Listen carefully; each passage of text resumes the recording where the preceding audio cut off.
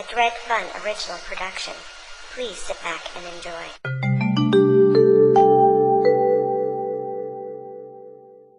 Hey guys, Dredfunn here with another one of my time-lapse video uploads. This is another comic cover I'm doing. It's a Doctor Who one.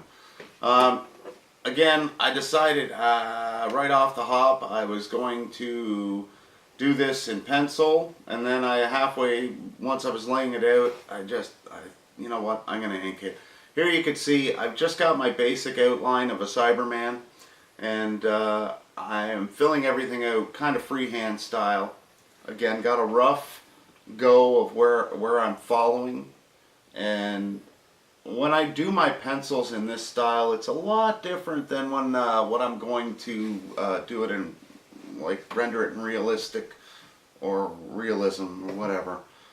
Since I know I'm going to ink this, it's really loose. I know I'm going to tighten all that up when I start using the pen.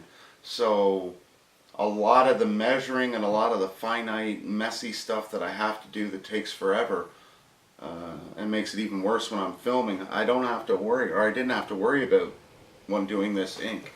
You can see I've got some, I've made like little marks down there where on the edge. I measured those before filming just to give me a guideline. I find I use this topographical method where it built upon just laying a grid out and going from one section to another. So I essentially still look at that image that right there is about, I don't know, 8 or a dozen squares.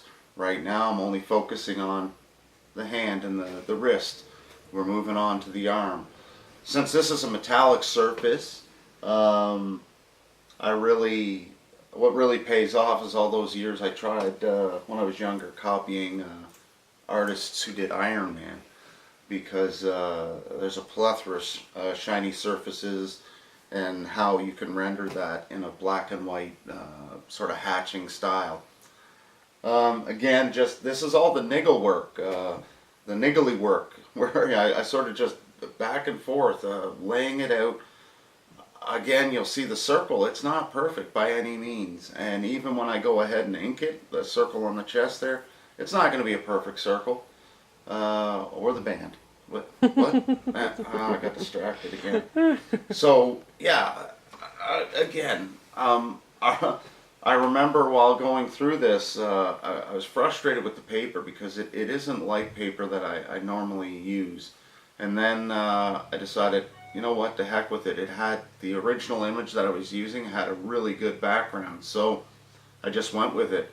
It had a bunch of these Cybermen flying through the air and a destroyed city that's on the bottom there. So I added a couple of them flying over, and again, not focusing anything on rendering it in a realistic or detailed fashion. A lot of the clouds I'm going to go in and ink, and here's where the money stuff happens. I'm adding my pen work. So I'm using a 0.5 micron and a 0.3 micron and a 0.1 micron. Those are my 3 preferred ones. And then I also, normally I'll use like Speedball ink or Bombay Doc Martin black ink. But I find that a lot of these blank covers don't take that ink. It does this whole splayed out thing. What does work is in a pinch, just a Sharpie, but it's kind of matted black. So what I like to try to do is I'll also use some of my thicker pens, like a pen brush or whatnot, but I don't always have those on hand. Now we're going to detail the arm. Right now, if it's paused for any length, I'm usually just doing a last minute double check, making sure that I'm seeing everything that I want to see. As for technique, I find that a fluid flowing hand helps in every case when it comes to drawing. What I mean is I originally, and I still do this when I do some of my comic work, almost like a scribbly back and forth kind of technique where you're not, instead of using long fluid strokes to draw the arms, it's more both work. I mean, you can use them all. I started with that, and I've progressed. What I find with this, it saves time, is if you can get the right size of pen. And for this one, I'm using a 0.3, not a 0.5, so sorry, it's not as thick as it could be. Again, it's just a fluid stroke. Again, it's not a perfect circle, but it's good enough. When inking and not trying to focus on realism, when you're just doing it in comic style, for me personally, not that I'm phoning it in and just trying to good enough. I'm looking at the whole entire drawing, the whole image, as I'm breaking it up, breaking it down. I remember laughing while doing this to myself, going, man, all of this looks like the cool updated designs of Iron Man. If I'd redo it, I'd go back and redo some of the ab paneling. I do remember that I was kind of rushed. You could see that it's not perfect. I wasn't setting out to make this look perfect, because at the time this was one of 3 blank covers that my wife had picked up, and I was just testing to see if I could draw on this darn paper. And this one turned out pretty good overall. It's good advice for all artists. Letting it go, realizing that perfection is not anything that we'll ever be able to attain. So why bother going for it anyway? Mind you, the pursuit of perfection, trying to get there, helps make you better. So, just don't take it too serious. Here we are detailing the forearm. Again, this is just pen work, hatching. Certain areas you've seen where I've lightly shaded, or I've just left a simple line. I know in my head I'm going to come back and go across. Personally, I don't know if it's my OCD or something, but I like to go this way, and then if it's on the right side of the drawing, I like to bring them this way. And if it's on the left side of the drawing, I like to bring them this way. I don't like bringing them straight across, or straight across that way.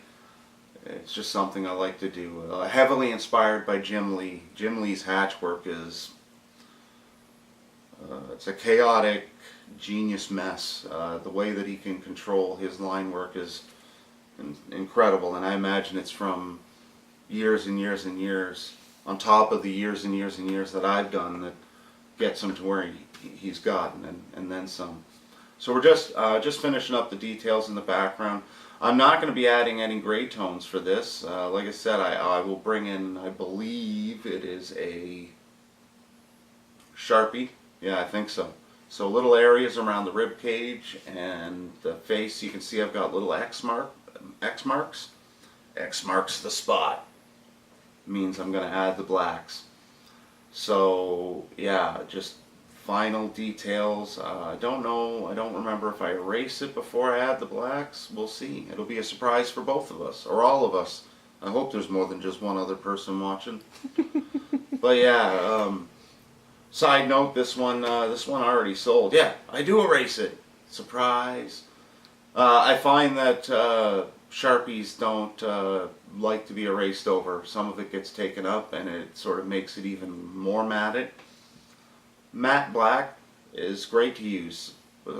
Shiny black, it's all good. It just depends on what you're going for. Again, here I am just finishing it off, adding in all the little bits of black. And this is kind of reverse with my realistic pencils, where I put all the darks in and then pull out the graphite.